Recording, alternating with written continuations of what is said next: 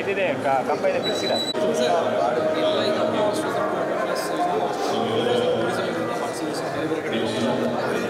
Sir ಇಲ್ಲ ಅಂದರೆ photos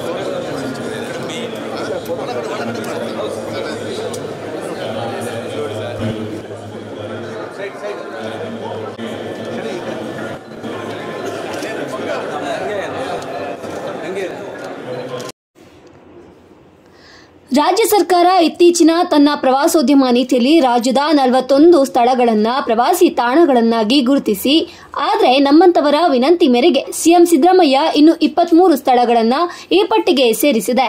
ಒಟ್ಟು 64 ಸ್ಥಳಗಳನ್ನು ರಾಜ್ಯ ಪ್ರವಾಸಿ ತಾಣಗಳನ್ನಾಗಿ ಗುರುತಿಸಿ ಅವುಗಳ ಅಭಿವೃದ್ಧಿಗೆ ಮುಂದುವರೆದಾಗಿ ಧನ್ಯವಾದ ಅರ್ಪಿಸುವುದಾಗಿ ಶಾಲಾ ಶಿಕ್ಷಣ ಹಾಗೂ ಸಾಕ್ಷರತಾ ಸಚಿವ ಎಸ್ ಮಧುಬಂಗಾರಪ್ಪ ತಿಳಿಸಿದರು.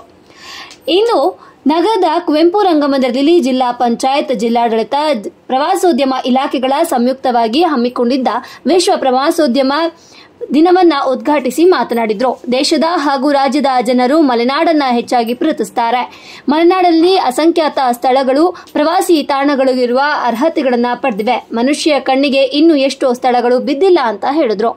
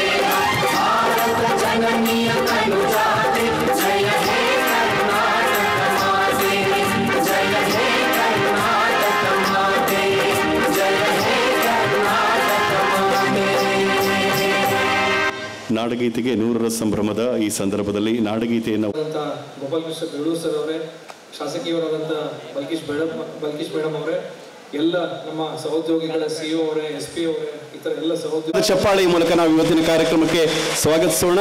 ಕನ್ನಡದ ಮೊದಲ ಅಕ್ಷರಗಳ ತಾಳಗುಂದ ನಮ್ಮ ಶಿವಮೊಗ್ಗ ಜಿಲ್ಲೆಯದು. ಕನ್ನಡಕ್ಕೆ ಮೊದಲ ಜ್ಞಾನಪೀಠ ಪ್ರಶಸ್ತಿಯನ್ನು ತಂದು 1924 ಅವರಿಗೆ 20 ವರ್ಷಗಳು. ಕುವೆಂಪುರವರು ರಚಿಸಿದ್ದು ನಾಡಗೀತೆಗೆ ಯೇಸುದಾಸರು ಹುಟ್ಟಿದ್ದು ನಮ್ಮ ಶಿವಮೊಗ್ಗ ಜಿಲ್ಲೆಯಲ್ಲಿ, ನೀನಾಸಂ ಇರೋದು ನಮ್ಮ ಶಿವಮೊಗ್ಗ ಜಿಲ್ಲೆಯಲ್ಲಿ, ಇಡೀ ವಿಶ್ವದಲ್ಲೇ ಏಕೈಕ ಸಂಸ್ಕೃತ ಗ್ರಾಮ ಇರೋದು ನಮ್ಮ ಶಿವಮೊಗ್ಗ ಜಿಲ್ಲೆಯಲ್ಲಿ. ಇಡೀ ಶಿವಮೊಗ್ಗ ಜಿಲ್ಲೆಯನ್ನು ಶಿವಶರಣರ ನಾಡು ಅಂತ ಕರೀತಾರೆ. ಕಾಳಿಂಗ ಜಿಲ್ಲೆಯ ಎಲ್ಲ ಜಿಲ್ಲಾಧಿಕಾರಿಗಳ ಕಚೇರಿಯಿಂದ ಜಿಲ್ಲಾಧಿಕಾರಿಗಳು ಮತ್ತು ಸಿಬ್ಬಂದಿ ವರ್ಗದವರು ಆಗಮಿಸಿದ್ದಾರೆ. ಅವರಿಗೂ ಕೂಡ ತುಂಬ ಹೃದಯದಿಂದ ಸ್ವಾಗತಿಸುತ್ತೇನೆ. ಇತ್ಯಾದಿ ಪಾಲುದಾರ ಸಂಸ್ಥೆಗಳು ಕೂಡ ಈಗ ಕಾರ್ಯಕ್ರಮದಲ್ಲಿ ಭಾಗಿಯಾಗಿದ್ದಾರೆ. ಅವರನ್ನು ಕೂಡ ತುಂಬ ಹೃದಯದಿಂದ ಸ್ವಾಗತಿಸುತ್ತೇನೆ. ಡಿಪಾರ್ಟ್ಮೆಂಟ್ ಶ್ರೀಯುತ ಧರ್ಮಪ್ಪ ಸರ್ ಅವರ ಇಲಾಖೆಯ ಕಾರ್ಯಕ್ರಮ ಇದು. ಬಹಳ ಮುತುವರ್ಜಿ ವಹಿಸಿ ಇಡೀ ಕಾರ್ಯಕ್ರಮವನ್ನು ಕಟ್ಟಿದ್ದಾರೆ. ಅವರನ್ನು ಕೂಡ ಬಹಳ ಗೌರವದಿಂದ ಇವತ್ತಿನ ಕಾರ್ಯಕ್ರಮಕ್ಕೆ ಸ್ವಾಗತಿಸ್ತೇನೆ. ಧರ್ಮಪ್ಪ ಸರ್ ಅವರಿಗೆ ಸ್ವಾಗತ, ಒಂದು ನೆನಪಿನ ಕಾಣಿಕೆಯನ್ನು ಕೊಟ್ಟು ಅವರಿಗೂ ಕೂಡ ಗೌರವಿಸುತ್ತಾರೆ. ಹಾಗೆಯೇ ಜಿಲ್ಲಾಡಳಿತದಿಂದ ಜಿಲ್ಲಾಧಿಕಾರಿಗಳ ಕಚೇರಿ ಮತ್ತು ಜಿಲ್ಲಾ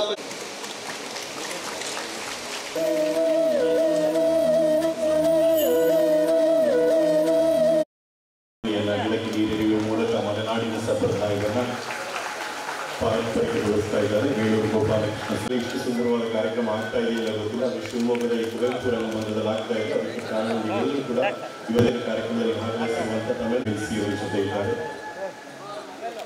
ಡೆಪ್ಯೂಟಿ ಕಮಿಷನರ್ ಶ್ರೀಯುತ